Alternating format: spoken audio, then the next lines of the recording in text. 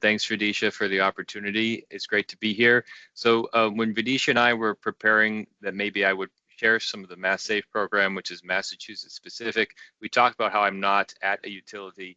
And my promise to you all is if this is interesting to you, I will reach out to my partners at the utility side of the MassSafe program, and we'll get an actual utility representative, possibly from Eversource, maybe from National Grid. I'm not sure who will be available to actually come and talk to you at more depth and in a more technical way.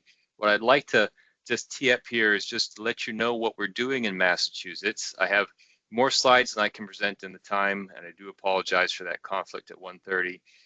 But I'd like to just give you a flavor for what it is and what the public purpose is. And then I'm going to leave you with the idea of what the business purpose is as well. And I think you'll see how this can really accomplish a lot, and it has done a lot in Massachusetts. So I hope you'll be interested. So with that, next slide. Okay, so in Massachusetts, we have a program called MassSave.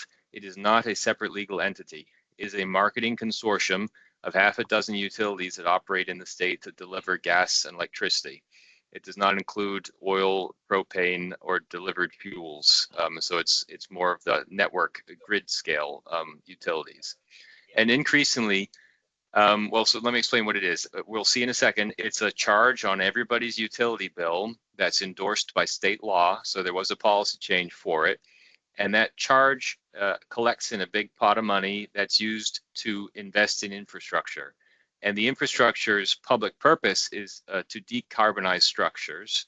And the political pressure is also to hold future utility bills down. We're not talking necessarily about eliminating current revenue, but the idea that because of volatility in the market, prices could increase, especially on low income utility consumers. We really want to have a handle on that and make sure we're using the best technology. So it's that two-pronged approach there of providing a public support for utilities by keeping utility bills affordable, and also public support for decarbonization. This program has been running for about 15 years. We're at the start of a new 3-year plan, and it's rewritten with stakeholder input, especially from utilities. This is a utility-first program in Massachusetts. The new plan got us landlords involved because it solves a long-standing thing called the split incentive problem, which I'll probably gloss over, but basically landlords and rental housing providers and operators can't borrow to decarbonize, because if utilities are paid for by the renter, the cost savings from that capital expenditure goes to a third party. And so that makes it really hard for us to invest in heat pumps, insulation, other things that would reduce utility bills or decarbonize the structure, because there's no return on it for the property owner. But the MassSafe program effectively solves that, and I'll show you what it does. When you're seeing all this stuff, I want you to think about how you can walk before you might run. MassSafe is running. It's a huge program, huge in terms of actual per capita, huge in terms of total dollars, and it's been running for 15 years. But it didn't start in all the complexity. So just remember that this started small with insulation primarily, and I'll show you how that can directly impact business for utilities. So with that, next slide here. This is what a utility bill looks like. In Massachusetts, we have municipal light plants, which under statute were omitted from mandatory participation. That may have been a mistake, but basically a town like Holyoke, Massachusetts has a municipal gas plant and a municipal light plant, because originally it was a mill town and it was all corporate designed. And so that corporate entity is now public owned, but it's just for that one town basically. So they don't participate, but National Grid, Eversource, Unitil, Liberty, all the grid scale utilities have this energy efficiency charge, which is presently charged at a per kilowatt hour basis, $18 on this bill of 115. That's a representative amount. This year in the next plan, it'll be about 15% of the utility bill. We're going to move to a fixed cost. I'll explain why towards the end, but right now it's per kilowatt hour. That goes into a huge pot of money, billions of dollars. The next MassSafe plan for 2025 to 2027 is $5 billion statewide. To give you a sense of the scale, there's 7 million residents in Massachusetts. So it's a high per capita expenditure. Next slide, please. And the public purpose, part of the reason that got adopted into statute is to help consumers use the latest technology to reduce energy consumption. So for instance, over the last 15 years, there have been mass save programs that have helped people to swap out incandescent bulbs, which provide very high base electric load, with light emitting diodes. They went through CFLs for a while, but now LEDs. And so the program would actually use that money on the utility charge to buy those LEDs for people. They would call up Mass Save. A utility representative would come out and look at the property, whether it was rental housing or single family, and basically provide those light bulbs if the person was eligible. And eligibility is designed to be inclusive, so it wasn't very difficult, a lot of paperwork or anything. Mass Save has increasingly been used to do blow-in cellulose insulation. A lot of our wood frame buildings here in the state are it's called balloon framing, where you can like drill a hole in the bottom and it goes up the entire floor, and maybe you have to do a couple holes, maybe it goes up the whole building. Very easy to do that kind of retrofit. Your buildings may vary. The idea is it basically reduces fuel consumption by about 1/3 for a typical wood frame construction building here. And because of that, the Mass Save program, which originally was about helping utility bills remain affordable, especially for our most vulnerable residents, because of that, it's increasingly looked at as a vehicle for decarbonization. Next slide, please. So here's proof. This is a screenshot from the website. It's real utilities that run this. And they're very proud to be able to say for every dollar we've collected in Mass Save, we saved about $3 as a state in terms of reduced energy consumption. Mass Save has weatherized, that means insulated and air sealed, applied weather stripping to 350,000 homes as of the end of 2024, saved 153 million megawatt hours of future projected consumption and 4.7 billion therms of future gas consumption, and fully electrified 75,000 homes in Massachusetts. Next slide, please. Okay, and in Massachusetts, we have a strong policy framework to push that decarbonization angle because our Global Warming Solutions Act requires that by 2050, all of our emissions must be zero or fully offset. And our graph actually shows since about 2005, when the Mass Save program was being designed, we have been effective at lowering total emissions. This doesn't mean the end of utilities, but it does mean a transition in Massachusetts. And I'll layer in some stuff that's not on the slide here. Eversource, which is a major natural gas supplier, is running, I think, 2 pilots. I know for sure at least one in Framingham, where they're repurposing their utility right-of-way for gas to run basically heated and cooled water, or a glycol antifreeze mix. They're running a ground source heat pump to a neighborhood network now. And the local residences and businesses are still on the monthly recurring revenue model with Eversource, but instead of purchasing fuel, they're purchasing access to that ground source heat pump network, and they run their own heat exchangers. So they get heating in the winter and cooling in the summer provided by Eversource in Framingham. This pilot just went live this past winter. So it's not the end, but it's a transition. And because the utility has been so helpful in helping especially low-income households contain their heating bills, they've recently changed the law in Massachusetts where that right-of-way is sustained not for gas lines only, but for the geothermal grid as well. So it's far-sighted work on Eversource's part to be making that transition. Next slide, please. The other thing that's really great about it is the inclusive aspect of it. MassLandlords has had a stakeholder seat since 2023, and there are lots of other people involved. There are renter advocacy organization. There's been a representative from the National Consumer Law Center. There are environmental groups, utilities, municipalities, and the state all participate in this. Next slide, please. I don't have to go into too much detail about the split incentive problem here, but this is an example of a real thing. So this money they're real dollars here. They went into a rental property. They provided $120,000 in heat pumps for low-income housing there to get that property off of electric baseboard. Electric baseboard resistance is very expensive in Massachusetts to heat over the winter. Heat pumps do a better job of that. So there's this redistribution. Everybody's been paying. The utilities didn't pay a penny into this, except in the sense of like admin or support, but everybody paid into this to get this set of houses off the electric baseboard resistance and onto heat pumps. So it's a real win from the public's perspective, and it puts the utilities in a position of leadership, showing how we're going to make this transition. So we're still providing that like very concentrated electric resistance load in the winter. We're providing heat pump load, which only in the worst case, when it's very inefficient and very cold out, does it approach an electric resistance heater. Otherwise, you're always saving. Next slide, please. There's a lot of terminology that you'd have to pick up if we're going to really get into mass save here. I think we'll just gloss over it here. But they do a segment between market rate residents and renters, and moderate income, typically seniors with a home, and then low income folks who might receive Section 8 rental assistance or reduced utility rates or other help from the state. Next slide, please. Here's a picture of a mass save job where they have a formula for what mass save will pay for insulation. When this owner of this property called and said, I want an insulation job done by mass save, they had to put $0 out of pocket. There was an assessment done where they said it's going to be $30,000 worth of insulation. I think in this particular case, the program was putting in 90% of the insulation cost. So the property owner had to put up 10%, which would have been about $3,000. And then the insulation is done. The owner doesn't put up the full 30. Insulation is done from outside mostly. I think behind the breaker boxes or the meters there, they had to do it from inside. But basically, it's a 1 or 2 day job. And then the property is insulated and the contractor is reimbursed from the program, from the utilities directly.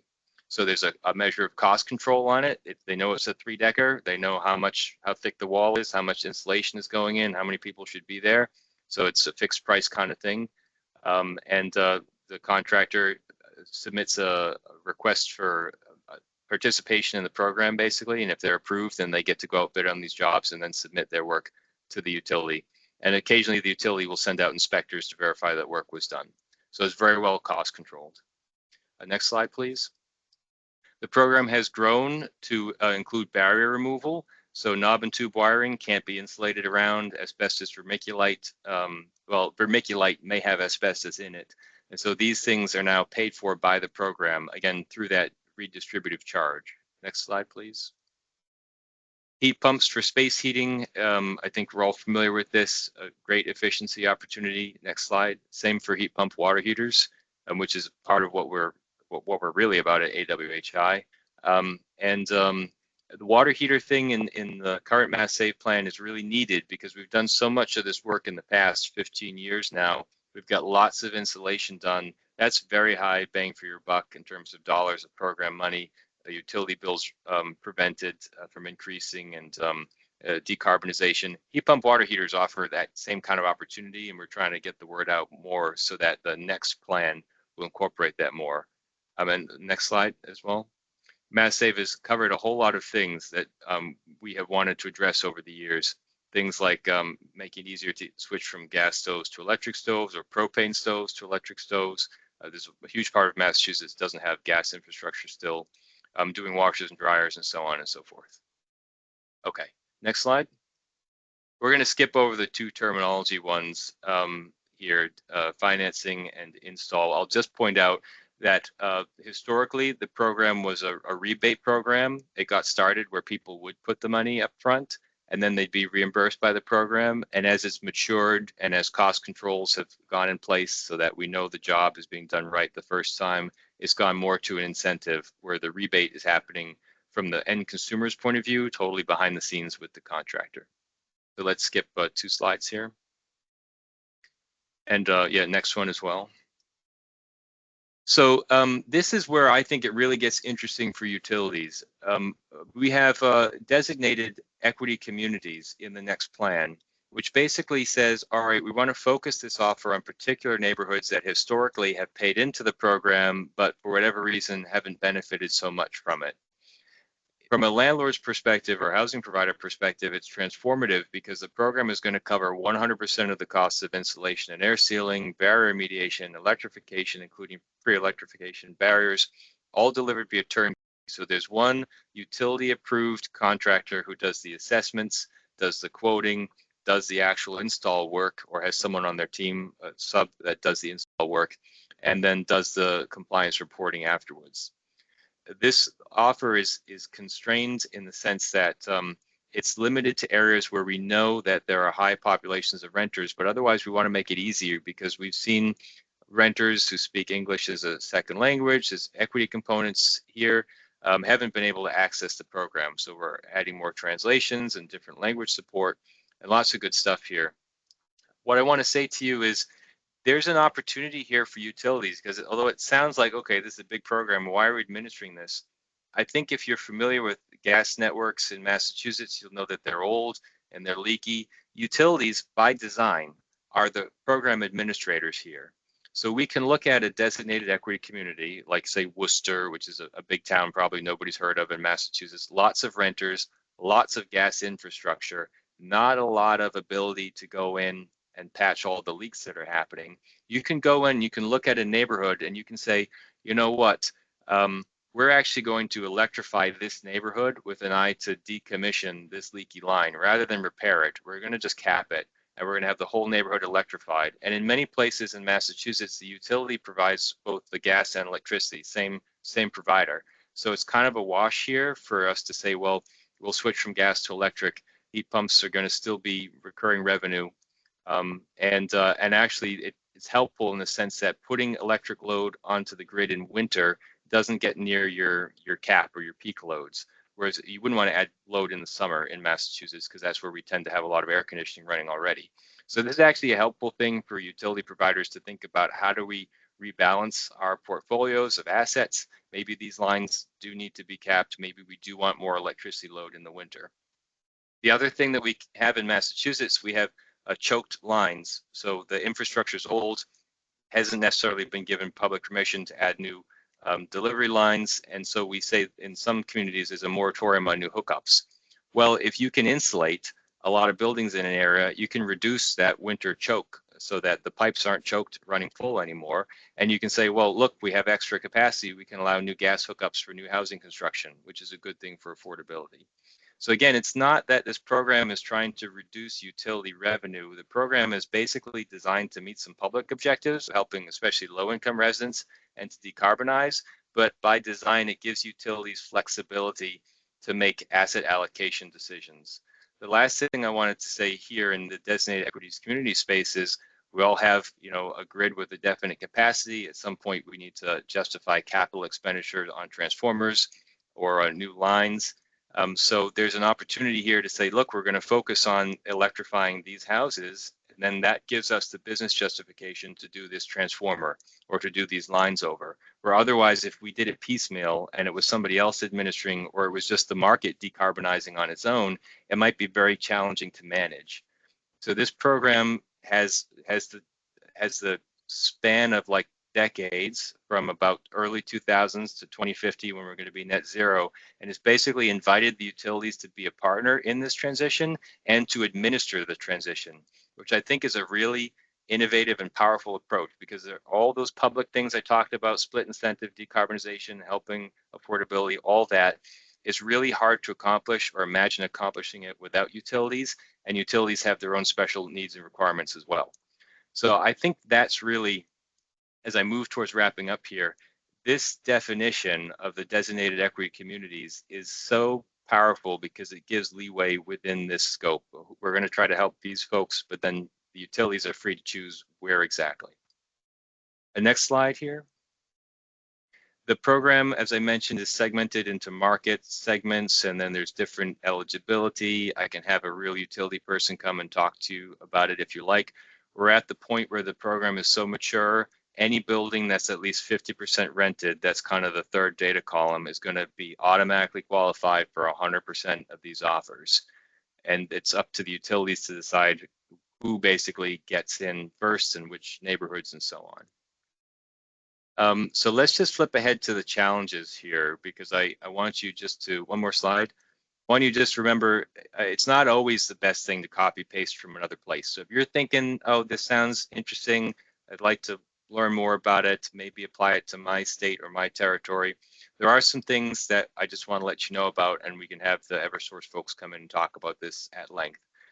There's a lot of pressure in Massachusetts to reduce utility bills, and it's really important for our MassSave organization, for that marketing, to emphasize how MassSave reduces utility bills, or future bills at least, because with tariffs and inflation and other market forces, people are feeling a lot of pain here. The plan is also by design redistributive. So in order for this to work, there are going to be people who pay into it on a regular basis, and maybe they'll get installation 1 year or heat pumps, but there are going to be years where they don't get anything. And in particular, we're trying to use this to address the long tail where there's a lot of public pressure on utility bills and help those folks, especially low-income residents, feel comfortable with their situation so that the plan can continue. We have had some issues where the utilities maybe didn't message as well as they could have through Mass Save, and the current budget was reduced unexpectedly by 20%. So that just indicates the kind of dynamic here.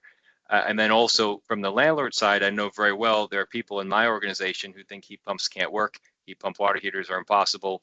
And so we do have messaging to do there as well. Not a slam dunk on either end of the spectrum, but overall, this program has been working really well for a long time. Next slide. I want to also point out that per kilowatt hour charge is probably going to switch to a per account charge, because if you really decarbonize heavily, your kilowatt hours will go down quite a lot, potentially, if you're very efficient, and then you're not supporting the program so much. So we're thinking about that in terms of program redesign. You might see a change for the next plan in 2027. And also we're implementing winter electricity rates, because the grid in Massachusetts, at least, other parts of the country, not true, but in Massachusetts, we're summer peak load, winter under capacity. And so we're trying to actually shift load around and increase utility usage during the winter in order to make heat pumps look cost competitive with gas. There's a new winter electricity rate. So you'll pay electricity at the normal market rate in the summer, but a different rate in the winter, which is a bit of complexity. Brand new, just been rolled out. Next slide here, and then I'll be all done. There are a lot of units that are hard to decarbonize or hard to really save on because they're built in a crummy way. Like in Massachusetts, we've got old housing, forced hot water baseboard. And so it's always important to keep in mind what technology is available. And I really like AWHI for its support in water heating, because in Massachusetts, we have a lot of that. And so I think for folks who like AWHI and its mission, there's an awful lot of potential to do something that isn't easy to do at the moment, and getting electrification and decarbonization in these old forced hot water systems, especially up north. Okay, so that's a whirlwind intro. My promise stands. If you'd like to learn more about it, I can connect you with an actual utility from Massachusetts. Vidisha, what do you think? Was this helpful? Yes, of course. And I also like to add a quick point before you leave, Doug, that this program design currently has a lot of residential heat pump water heater inputs. The plan is to have the commercial heat pump water heaters as well, which at the moment does not have that much attention or awareness about, because there are some environmental justice communities who would have, like, say, a small laundromat or a small cafe, or like, a fast food joint that does need an energy efficient heat pump water heater system. In that case, a commercial heat pump water system. So in that case, that is still not very much a part of this current plan. And that is something that we really would want to push forward. So it's a great call for utilities to sort of like introspect, think that if there are challenges with commercial heat pump water heater uptake within your utility territory, is there a way that utilities can come together or create a unified program where there could be a bit more push forward for residential and commercial heat pump water heaters? So that was one of the discussion that Doug and I had when we were talking about this presentation. So Doug, just wanted to add that one. Thank you. I have 2 minutes. Any questions or clarifications before I go? You can also put that in the chat and I can forward that to Doug. If you have any suggestions, or if you'd like to know more, as Doug said, that from the utility side, we can definitely have an extension of this presentation in our next meetings. Okay. Could I just ask before I go, is there anybody who feels like this is a ridiculous thing that would never work for them? I'd just like to hear why you think that.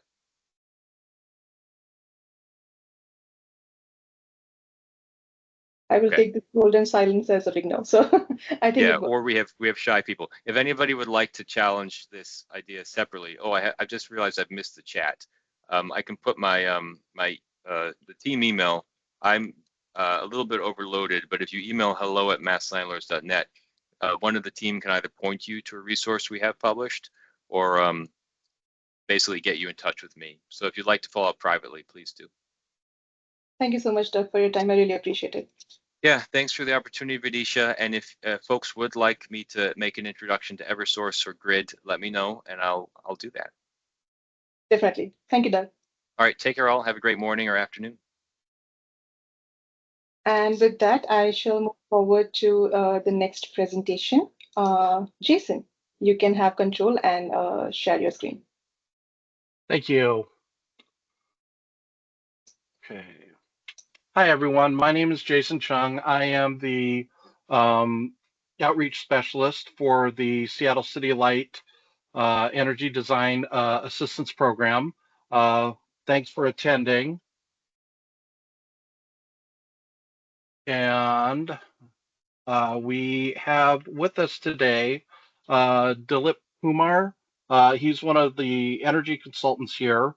And we also have Lisa Espinoza from Seattle City Light and Gunnar Brent, who is the program manager for the state of Washington. I'm sorry I wasn't able to get their faces on here. Just a little bit about Willdan. We cover about 13 states and work with about 50 utilities. So, we've been doing this a while. We're good at it, and we're very, very proud to be working with Seattle City Light here.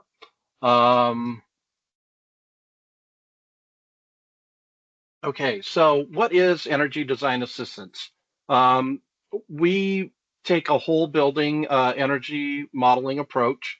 What we want to do is we want to get in early when the building is being designed, preferably with in schematic design or design detail. The Seattle City Light program is managed in part with us. We're the Willdan Group. We also serve Puget Sound Energy, Snohomish County PUD, Tacoma Power, and Clark County in Vancouver, Washington. So basically all of the major utilities along the I-5 corridor, we have a relationship with. We launched on 6/9/2025, just a couple of months ago. The market rate incentive is 45 cents per kilowatt hour, and that goes up for affordable housing to 0.675 cents per kilowatt hour. We're really, really motivated to try to enroll all of the affordable housing projects that we can. Seattle City Light does have a couple of current offerings, Built Smart and CNI new construction, but those are sunsetting and will be replaced by our program. Eligibility, obviously within Seattle City Light service territory. The program covers commercial, industrial, or multifamily buildings that are new construction or full gut remodels. Design decisions are still on the table and haven't been finalized. The projects will reach a minimum of 10% kilowatt hour savings above baseline. And for fourplexes or for multifamily projects, it needs to be at least a fourplex. Okay.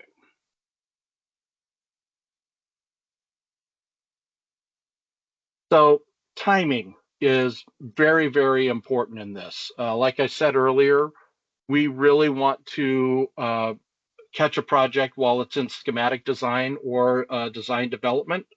Once it gets into construction documents or bidding, the window starts closing quickly on how much time is left to apply or enroll in the program, and how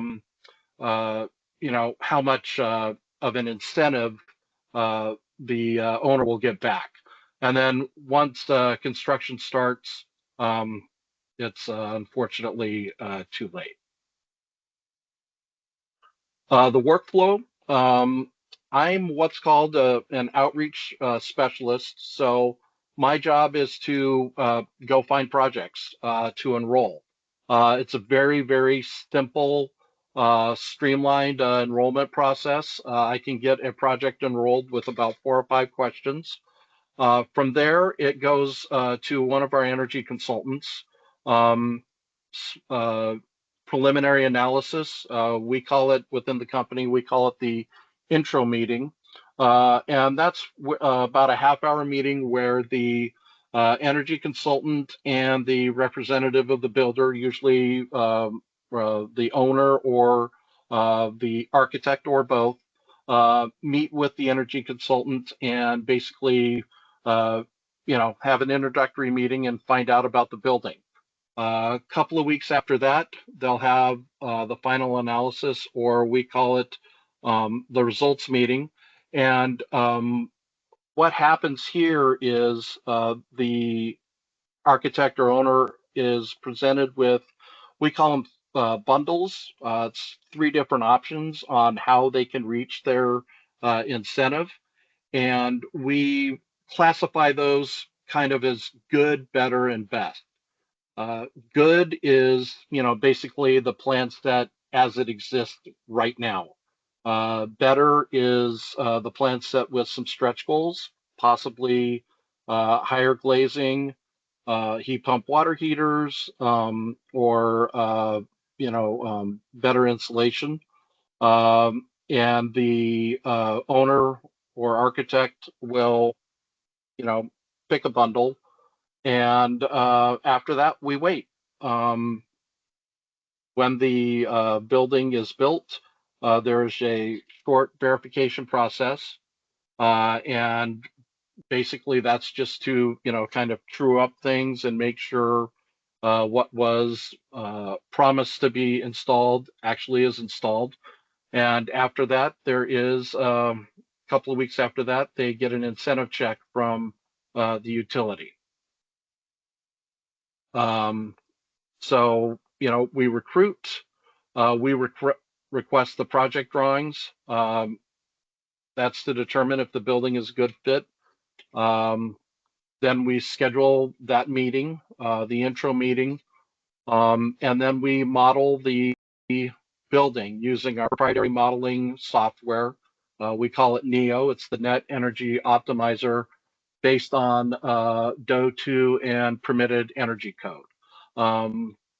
Dilip is going to talk a little more about what happens in the results meeting. Go ahead, Dilip. Sure, thanks, Jason. Yeah, I did not get a chance to introduce myself. I'm Dilip. I'm one of the consultant with Willdan. So I would quickly explain how the EDA process work as you see on the screen. And pretty much the next step after the intro meeting is the results meeting, which we call. And during that meeting, we would present a live version of energy model. And as Jason was mentioning earlier, we kind of set the model into 3 packets of strategies. We say good, which has bunch of strategies, which has better, then there would be a better strategies as it said, and the best, which is called as like a premium bundle. Each one of it has different strategies that are grouped together for the energy analysis purpose. And during the results meeting, we present those results to the customer, and we ask them like, what's your decision and what do you think about it? Are you inclined to do this particular thing, and things of that kind. And this is the exact spot where we evaluate your central heat pump water heaters or individual heat pump water heaters, and we kind of evaluate them in terms of energy savings, and we kind of evaluate them in terms of incentives. So as Jason was mentioning earlier, pretty much the best spot is to come into this program earlier at the schematic stage. That's when design teams come to us and ask us like, hey, we want to evaluate 2 central heat pump water heater scenarios. What's the savings and what's the incentives for both of them? That's something that we do on our end, and we kind of present those results in this particular results meeting stage. Then once everything is presented, once we agree with the customer selects a bundle during the meeting, and pretty much we kind of stay muted after that. What happens after that is during the verification, we have our verification engineers that come into the building and kind of check everything like is the heat pump water heater installed based on what they agreed upon? Did they change the manufacturer? Did they shift from a one setup heat pump water heater to a different setup heat pump water heater? All of the stuff would be kind of verified and checked on site. And once that's complete, we work on behalf of a utility, and the utility issues the incentive on what was promised. And we issue a final report accordingly. Thanks, Dilip. Find my arrow here. Okay, so why did we make this change? We were responding to market dynamics and an updated energy code here in Seattle. We wanted to reduce the administrative burden for participants and trade allies, and more proactive outreach and marketing, which is my job. And reaching a broader swath of new construction projects and striving for greater equity is very important. And again, assisting affordable housing is, a very high priority for the program. Key resources, we have a flyer. The application page is listed here. But if you have any questions, I put my email address in the chat and you can see it here. Gunner's email address is also on here. Yeah, just, throw me an email. I'm here to assist you and to help assist the program. And next, Lisa wanted to say a few words about the other multifamily incentives that Seattle City Light offers. So Lisa, take it away.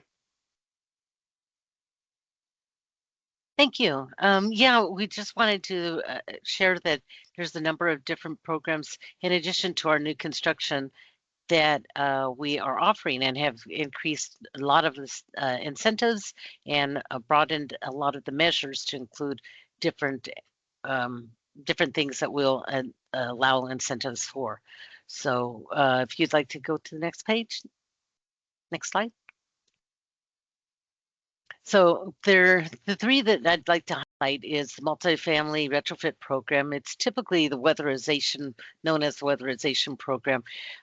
Historically, it's really focused on windows and insulation, but within that body of work, we've also included ductless heat pumps. We've included smart thermostats, and also not identified there are storm windows and exterior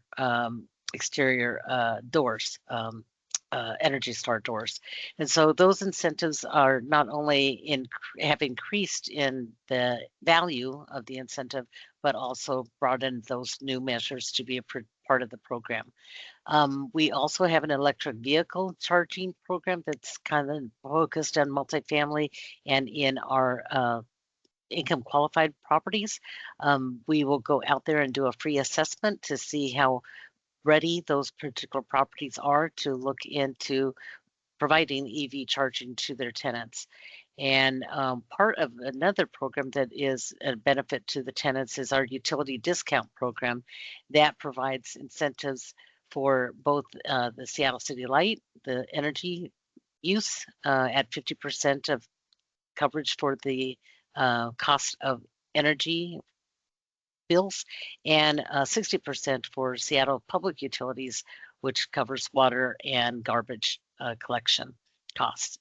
And then the other thing that we're introducing is a trade ally network. This is something that's currently in development. We're hoping to provide it in 2026, where not only contractors can, we can help highlight some of the contractors out in the areas for customers where they want to talk to somebody who has been vetted by the city.